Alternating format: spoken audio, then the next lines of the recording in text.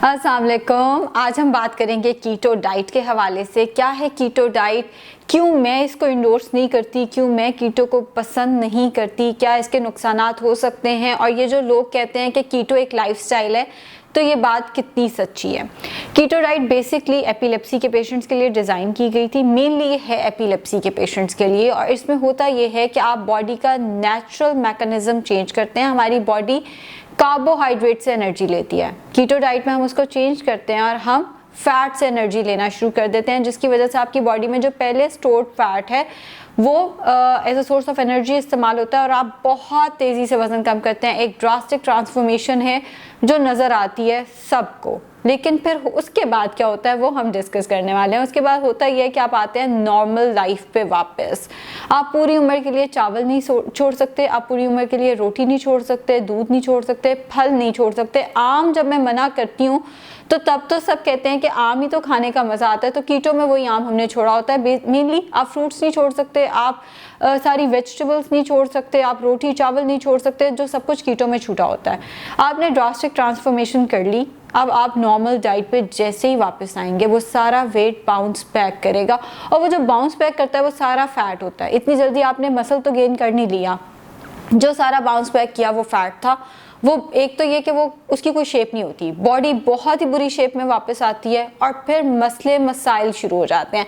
मसले मसाइल क्या शुरू होते हैं? कोलेस्ट्रॉल हाई होना, बिकॉज एक नॉर्मल जब डाइट होती है ना उसमें हम फैट रिकमेंड करते हैं 25 से 30% के दरमियान, डिपेंड करता है मेडिकल हिस्ट्री क्या है। 25 से 30% ऑफ द फैट हम रिकमेंड कर रहे होते हैं नॉर्मल डाइट प्लान में।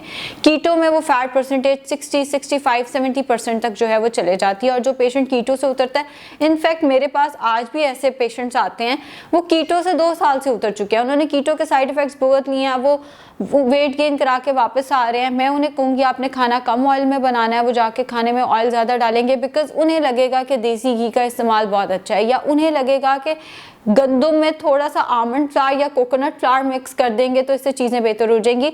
ऐसा पेशेंट नॉर्मेलिटी की तरफ आते हुए भी थोड़ा सा टाइम लगाता है, जिसकी वजह से फैट परसेंटेज उनकी डाइट में कहीं ना कहीं 30% से ऊपर जा रही होती है। 30% रिकमेंडेड है तो वो 35-40% पे होते हैं, और बहुत ज़्यादा उनका कोलेस्ट्रॉल जो है वो बढ़ना शुरू हो जाता है। कोलेस्ट्रॉल के साथ साथ चूँकि आप कीटो में हाई प्रोटीन के ऊपर हैं तो यूरिक एसिड बहुत नोटिस किया गया है जी।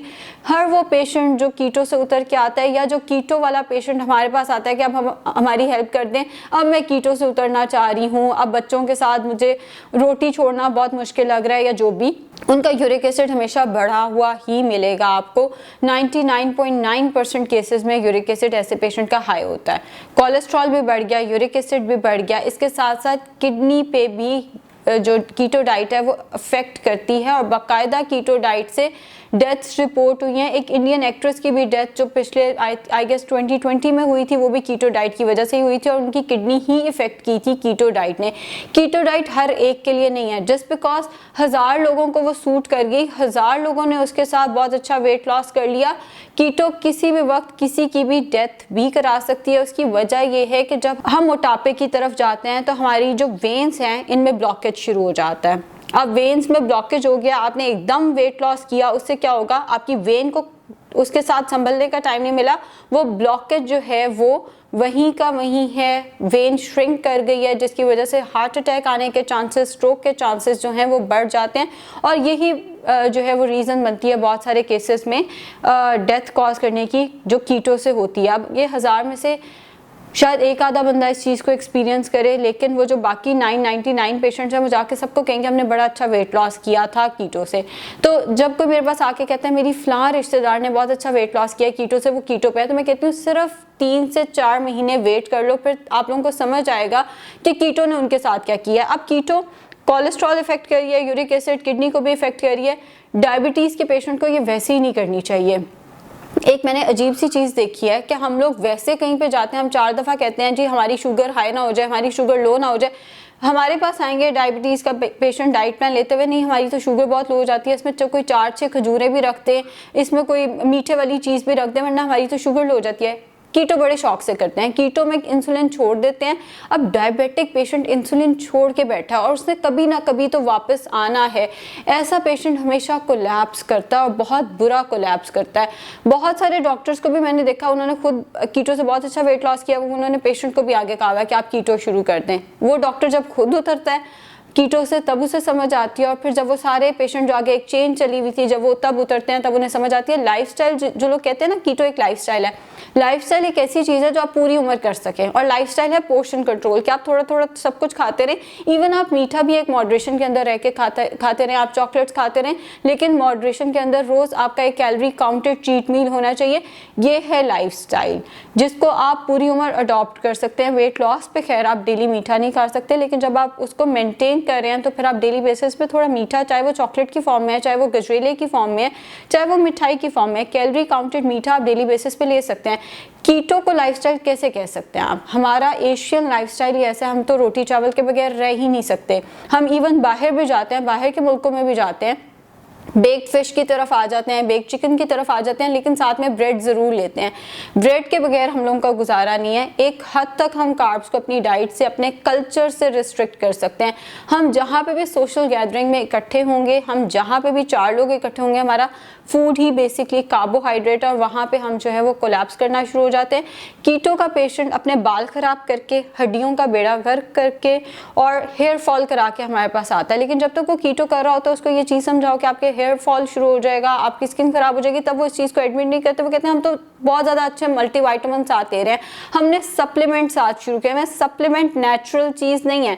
सप्लीमेंट एक ऐसी चीज़ है जो आप शॉर्ट टाइम के लिए किसी डेफिशिएंसी को ठीक करने के लिए इस्तेमाल कर सकते हैं। वो आपकी लाइफ का डेली बेसिस पे हर वक्त हिस्सा नहीं होना चाहिए। अगर आप जिंक इस्तेमाल करें, आप आयरन इस्तेमाल करें, आप सर्टन पीरियड ऑफ टाइम के लिए ज़रूर इस्तेमाल करें, उसके बाद आपने उन्हें छोड़ देना है। विटामिन डी के अलावा कोई सप्लीमेंट ऐसा नहीं है जो आपको लाइफ लॉन्ग लेकर चल रहे हैं, और अगर आप लेकर चलते हैं तो फिर आप अपने साथ ज्यादती कर रहे हैं, बिकॉज अल्लाह ताला ने वो चीज़ें नेचुरल खाने के अंदर दी हुई हैं। सप्लीमेंट नेचुरल चीज़ नहीं है, और कहीं ना कहीं वो भी आपकी हेल्थ को ज़रूरत से ज़्यादा इस्तेमाल करेंगे तो वो भी कहीं ना कहीं आपकी हेल्थ को इफेक्ट करना शुरू कर देते हैं। नो डाउट कीटो की जब आप ट्रांसफॉर्मेशन देखते हैं वो हमें बहुत ज़्यादा फैसिनेट करती है। वो हमें इसलिए फैसिनेट कर रही होती है, पेशेंट 10-10 किलो एक महीने में कम कर लेता है, लेकिन वो 10 किलो वेट जब बाउंस बैक करता है और सारा फैट की फॉर्म में, not in form of protein, जब वो सारा फैट की फॉर्म में बाउंस बैक करता है तो हेल्थ इश्यूज बहुत ज़्यादा शुरू होते हैं। बहुत सारे लोग कीटो कर भी नहीं रहे होते, वो और भी बुरी चीज़ है। वो उन्हें लग रहा होता है हम कीटो पे हैं, पूरा दिन कीटो करके रात को एक आधा नवाला रोटी का चख लेते हैं या एक आधा नवाला कोई ना कोई और चीज़ चख लेते हैं। उस केस में आप ना कीटो के हो और ना आप नॉर्मल लाइफस्टाइल के हो, आपने फैट बढ़ाया हुआ है।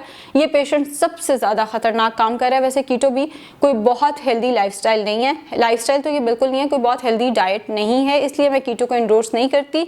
कीटो की निस्बत बेहतर है कि आप मॉडरेट लाइफस्टाइल या मॉडरेट ईटिंग की तरफ आएँ, जिसमें आप सब कुछ खा सकें, एटलीस्ट हमारे कल्चर के साथ वो चीज़ जाती हो।